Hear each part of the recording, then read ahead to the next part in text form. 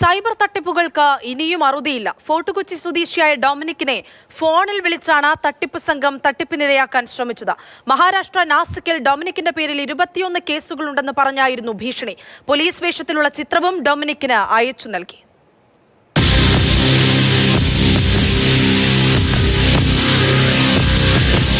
രാജ്യത്ത് സൈബർ കുറ്റങ്ങൾ അനുദിനം വർദ്ധിച്ചു വരുന്ന സാഹചര്യത്തിൽ ഇതിനെ ചെറുക്കാൻ വിവിധ തരത്തിലുള്ള മുന്നറിയിപ്പുകളാണ് ഓരോ വിഭാഗവും നൽകിക്കൊണ്ടിരിക്കുന്നത്.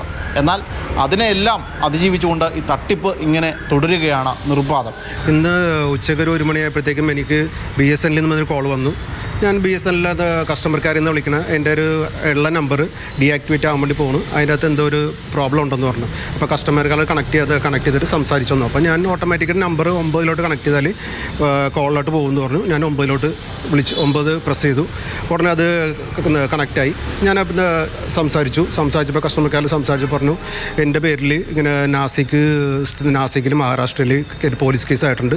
ഒരു 21 കേസുണ്ട്. എൻ്റെ ഒരു നമ്പർ പറഞ്ഞു, ഒരു മൊബൈൽ നമ്പർ ആരെയെന്ന് ചോദിച്ചു. നമ്പർ അല്ലത് എൻ്റെ നമ്പർ അല്ല എന്ന് പറഞ്ഞു. അപ്പോൾ എങ്ങനെയല്ല നിങ്ങളറിയാണ്ട് എങ്ങനെ നിങ്ങളുടെ നമ്പറിൽ എങ്ങനെ എടുത്തു എന്ന് ചോദിച്ചു. ഞാൻ പറഞ്ഞു, എൻ്റെ അടുത്ത് ഞാൻ ഇവിടെ കൊച്ചിയിലാണ് ജീവിക്കുന്നത്, ഞാൻ നാസിക്കിൽ പോയിട്ടില്ല എന്ന് പറഞ്ഞു. അങ്ങനെ അപ്പോൾ അവർ പോലീസ് സ്റ്റേഷൻ്റെ ഡീറ്റെയിൽ തന്നു. ആ പോലീസ് സ്റ്റേഷനിലാണ് കംപ്ലയിൻറ്റ് വന്നേക്കണം. 21 ഇത് രജിസ്റ്റർ ആയിട്ടുണ്ട്, പോലീസ് കേസ് രജിസ്റ്റർ ആയിട്ടുണ്ട്. അപ്പോൾ നിങ്ങൾ ഒന്നെങ്കിൽ നാസിക് സ്റ്റേഷനിൽ പോയിട്ട് കംപ്ലയിൻറ്റ് നോക്കണം എന്ന് പറഞ്ഞു. അവർ ഇംഗ്ലീഷിലാണ് സംസാരിച്ചത് മുഴുവൻ. അങ്ങനെ പറഞ്ഞു. അത് നമ്മൾ റെക്കോർഡ് ചെയ്തായിരുന്നു. അത് കോൾ ഞാൻ റെക്കോർഡ് ചെയ്തത്. Not only one complaint has registered under your name. Here it's showing a total of 21 complaints. ആ കോൾ റെക്കോർഡിനകത്താണ് തേർഡ് പാർട്ടി ആപ്പാണെന്ന് മനസ്സിലായത്. അവർ ആദ്യം എന്നോട് ചോദിച്ചു, നാസിക്കിൽ വന്നു എന്ന് പറഞ്ഞു കേസ് രജിസ്റ്റർ ചെയ്യാനായിട്ട്. ഞാൻ നാസിക്കിൽ വരാൻ പറ്റില്ല എന്ന് പറഞ്ഞു. ഞാൻ ഇന്ന സ്ഥലത്തുള്ളതെന്ന് പറഞ്ഞു. അപ്പോൾ കുഴപ്പമില്ല, വാട്സപ്പിൽ ഞങ്ങൾ വീഡിയോ കോൾ വരാം. വീഡിയോ കോളിൽ തേർഡ് പാർട്ടി കാണാൻ പാടില്ല, നിങ്ങൾ മാത്രം ഉണ്ടാകാൻ പാടുള്ളൂ. ഞാൻ വിളിക്കാം, ഇപ്പോൾ തന്നെ വീഡിയോ കോൾ വിളിക്കാം. അങ്ങനെയാണ് കേസ് രജിസ്റ്റർ ചെയ്യാമെന്ന് പറയുന്നത്.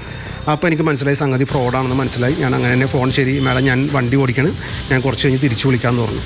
പിന്നെ അവർ തുറ എൻ്റെ വീഡിയോ കോൾ ചെയ്തുകൊണ്ടിരിപ്പുണ്ടായിരുന്നു. ഞാൻ ഫോൺ എടുത്തിട്ടില്ല. നെറ്റ് ഓഫ് ആക്കിയാണല്ലോ. ഞാൻ നെറ്റ് ഓഫ് ആക്കി വെച്ചു. ആ ഘട്ടത്തിലൊന്ന് പേടിച്ചിരുന്നു? ഇല്ല, അപ്പോഴെനിക്ക് മനസ്സിലായി ഇത് BSNL എന്നുള്ളത്. എനിക്ക് വീഡിയോ കോളിൻ്റെ കാര്യം പറഞ്ഞപ്പോൾ അപ്പോൾ അപ്പോഴാണ് നമ്മൾ ഈ കോളർ ടോണിൽ എപ്പോഴും ഇതിൻ്റെ സൈബറിൻ്റെ ഇത് വരുന്നത്. പിന്നെ എനിക്ക് ക്ലിക്കായി. അപ്പോൾ തന്നെ ഞാനത് കട്ട് ചെയ്തു. അതിനുശേഷം തിരികെ വീട്ടിലെത്തിയിട്ട് അവരെ വിളിക്കാൻ ശ്രമിച്ചോ? തിരികെ വിളിക്കാൻ ചെയ്തപ്പോൾ അവരെ നെറ്റ് ഇപ്പോൾ ഓഫാണ്. നെറ്റ് തിരിക്കുന്നത് വിളിച്ചിട്ട് കിട്ടുന്നില്ല. പിന്നെ അവർ അയച്ച ഫോട്ടോ ഒക്കെ അവർ ഡിലീറ്റ് ചെയ്തിട്ടുണ്ട്. അവർ അയച്ച ഫോട്ടോ അവർ ഡിലീറ്റ് ചെയ്തു.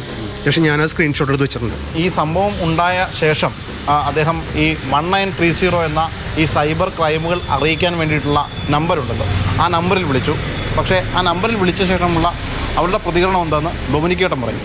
എന്തായിരുന്നു? ഞാൻ ഈ 1930 അപ്പം തൊട്ട് ട്രൈ ചെയ്യുന്നുണ്ട്. അത് ബിസി തന്നെ ഓൾ കാണിക്കുന്നത്. ഇപ്പോഴും കിട്ടുന്നില്ല. എത്ര നേരമായിട്ട് വിളിച്ചോണ്ടിരിക്കുക? ഞാൻ ഒരു 2 മണിക്കൂറോളം വിളിച്ചിട്ട് കിട്ടുന്നില്ല. ആ നമ്പറിൽ വിളിച്ച് കിട്ടുന്നില്ല. എന്നാലും ആ പേടി അങ്ങ് മാറി കിട്ടിയത്. ആ പേടി മാറി. അത് എനിക്കത് വീഡിയോ കോൾ ഒരു തേർഡ് പാർട്ടി കാണാൻ പാടില്ല എന്ന് പറഞ്ഞപ്പോൾ തന്നെ എനിക്ക് അതിൻ്റെ കാര്യങ്ങൾ എനിക്കപ്പോൾ തന്നെ വിടുത്താൻ കിട്ടി. അതുകൊണ്ട് ഞാൻ പിന്നെ വിളിക്കാൻ പോയില്ല. ഏതെങ്കിലും ഘട്ടത്തിൽ മഹാരാഷ്ട്രയിൽ പോയിട്ടുണ്ടോ? മഹാരാഷ്ട്ര പോയിട്ടുണ്ട്.